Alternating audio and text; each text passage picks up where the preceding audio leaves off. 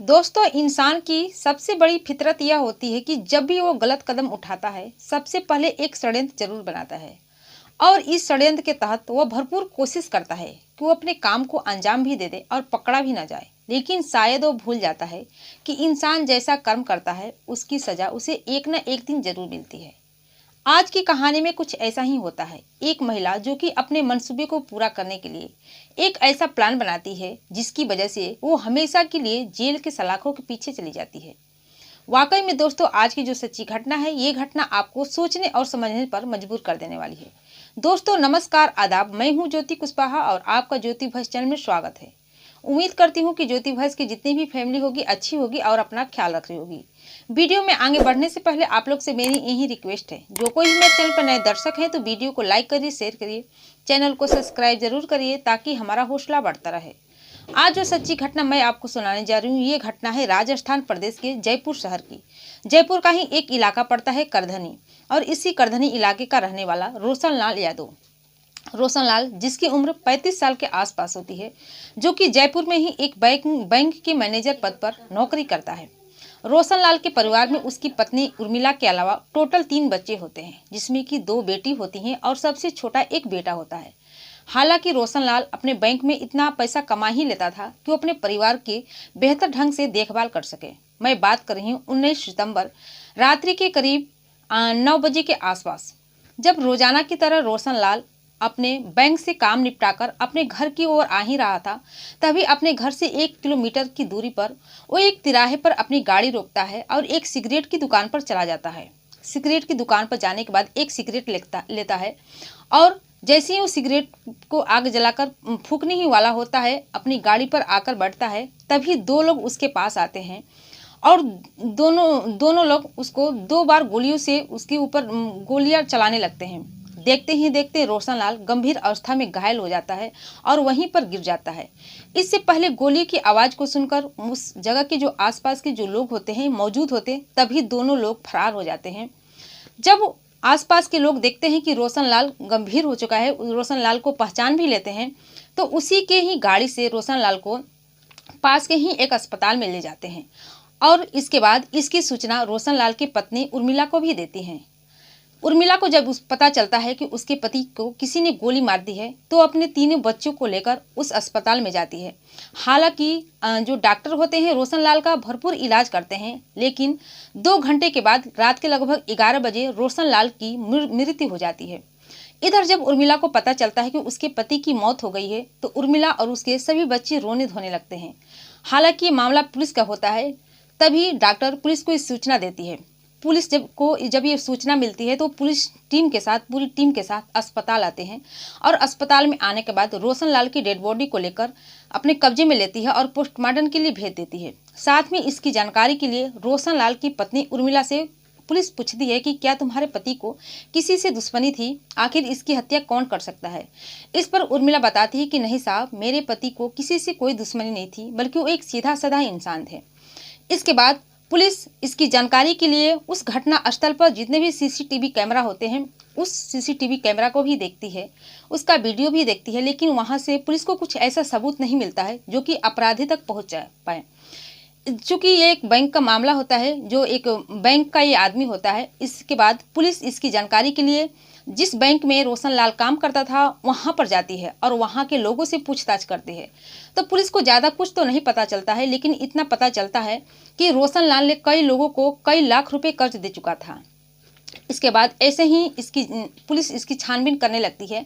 लगभग 1 हफ्ता का समय बीत जाता है। जब 1 हफ्ता का समय बीतता है तो फिर पुलिस अपनी टीम के साथ रोशनलाल की पत्नी यानी कि रोशनलाल के घर आते हैं और रोशनलाल के बारे में उसकी पड़ोसी से पूछताछ करते हैं।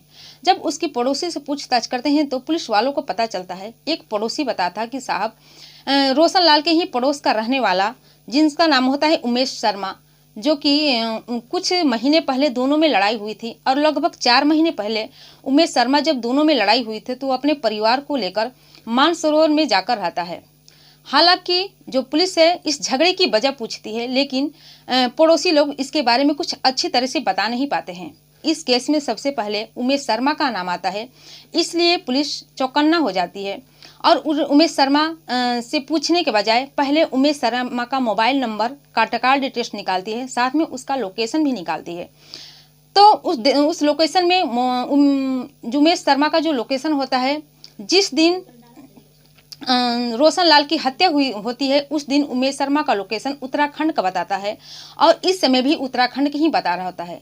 जब उमेश शर्मा के मोबाइल नंबर का कार्ड डिटेल्स निकालती है तो उसमें यह दिखाता है कि जब रोशन लाल की जिस दिन हत्या हुई थी उस समय भी और हत्या के समय भी और हत्या से पहले और हत्या से बाद एक ही नंबर पर कई बार बात कर चुका था।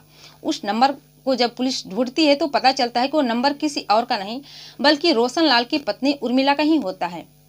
इसके बाद पुलिस उत्तराखंड जाती है और उत्तराखंड जाने के बाद सबसे पहले उमेश शर्मा को अपनी कस्टडी में लेकर थाने लेकर आती है और पूछताछ करती है। जब पूछताछ करती है तो पता चलता है कि उमेश शर्मा बताता है कि हाँ साहब, बात यह सच है कि मैंने रोशन लाल से बहुत सारे पैसे कर्ज ले चुके थे, लगभग 5 लाख रुपए कर्ज ले चुके थे, लेकिन यकीन मानिए कि रोशन लाल की हत्या हमने नहीं की है। इसके बाद पुलिस को जब पता चलता है कि पूरी सच्चाई सही तरीके से नहीं बताएगा तो जो सारे सबूत होते हैं, जो कि कार्ड डिटेल्स होती है, जो कि मोबाइल नंबर का लोकेशन होता है, पूरी चीज़ उसके सामने रखकर पुलिस अब सख्ती से पूछताछ करती है। जब पूरी सामने सबूत उसके पास रखा जाता है तो इस पर उमेश शर्मा चाहकर भी झूठ नहीं बोल पाता है और जो कहानी बताता है उसको सुनकर हर कोई हैरान हो जाता है। उमेश शर्मा बताता है कि साहब, उसकी हत्या मैंने ही करवाई है, लेकिन उसकी हत्या करवाने वाला कोई और नहीं बल्कि उसकी ही पत्नी उर्मिला है।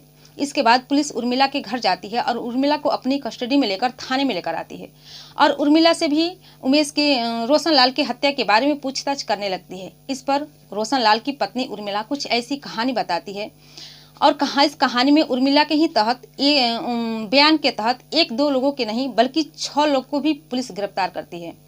दरअसल जो कहानी उर्मिला बताती है, ये कहानी इस घटना से लगभग 2 साल पहले की ही होती है।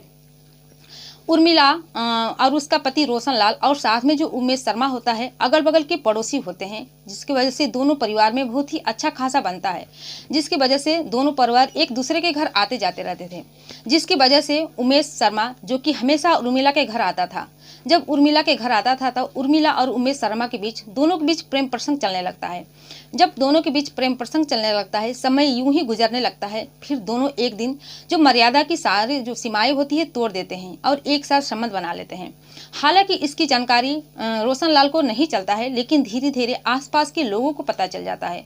जब आसपास के लोगों को पता चल जाता है तो आसपास के लोग रोशन लाल को बताते हैं कि तुम्हारी पत्नी और उमेश शर्मा के साथ ऐसी संबंध है। जब इन दोनों के रिश्तों के बारे में रोशन लाल को पता चलता है तो रोशन लाल उमेश शर्मा से लड़ाई करता है, जिसकी वजह से दोनों में लड़ाई हो जाती है और झगड़े तकरार होने के बाद उमेश शर्मा अपने परिवार को लेकर मानसरोवर चला जाता है। हालांकि जब वो मानसरोवर चला जाता है, इसके बावजूद भी उर्मिला और उमेश शर्मा दोनों में बातचीत होती थी और जब भी इन दोनों को समय मिलता था तो एक जगह पर जाकर मुलाकात भी करते थे। समय यूं ही गुजर रहा था। धीरे धीरे सब जब समय गुजरने लगता है तो एक दिन रोशन लाल की जो पत्नी होती है उर्मिला, उमेश शर्मा से कहती है कि तुम मेरे पति को रास्ते से हटा दो। हालांकि उमेश शर्मा रोशन लाल को मारना नहीं चाहता था, लेकिन उसके ऊपर रोशन लाल के 5 लाख रुपए कर्ज हो चुके थे, जिसकी वजह से वह सोचता है कि अगर वो रोशन लाल को इस दुनिया से हटा दे तो उसके 5 लाख रुपए जो कर्ज है वो भी देने नहीं पड़ेंगे और वो उर्मिला के साथ बहुत ही आसानी से उसके साथ घूम फिर सकता है, मौज मस्ती कर सकता है, ताकि कोई रोकने वाला भी नहीं होगा। इस तरह से वो रोशन लाल को इस दुनिया से हटाने का भी प्लान बना लेता है और यह पूरी जानकारी वो अपने छोटे भाई राहुल को देता है। राहुल जो कि जिसकी उम्र 26 साल के आसपास होती है, जो कि जयपुर शहर में एक छोटा सा बिजनेस करता है। हालांकि उसका बिजनेस अच्छा खासा नहीं चलता है और उसके ऊपर भी ढेर सारे रुपए कर्ज हो जाते हैं। जब उमेश ये पूरी बातें अपने छोटा सगा भाई राहुल को बताता है और हत्या के बारे में बताता है और साथ में ये भी कहता है कि जब तुम उसकी हत्या कर दोगे तब बदले में मैं तुम्हें 4 लाख रुपए दूंगा। हालांकि राहुल भी इस बात को तैयार नहीं होता है, लेकिन पैसे के आगे मजबूर हो जाता है क्योंकि उसके ऊपर बहुत सारे कर्ज होते हैं, जिसकी वजह से वो भी तैयार हो जाता है। और इधर उसका जो भाई होता है उमेश पाल अपने भाई राहुल को 4 लाख रुपए भी दे देता है। जब वो 4 लाख रुपए राहुल ले लेता है तो वो उत्तर प्रदेश के फिरोजाबाद में जाता है और 3 किलर को हायर करता है और 50,000 रुपये देता है, साथ में रोशन लाल को हत्या करने के लिए। अब 50,000 रुपये में डील पक्की हो जाती है। जब 50,000 में डील पक्की हो जाती है तो राहुल उन तीनों किलरों को फिरोजाबाद से जयपुर लाता है और एक होटल में ठहराता है। इसके बाद चारों लोग मिलकर रोशनलाल की रेकी करने लगता है।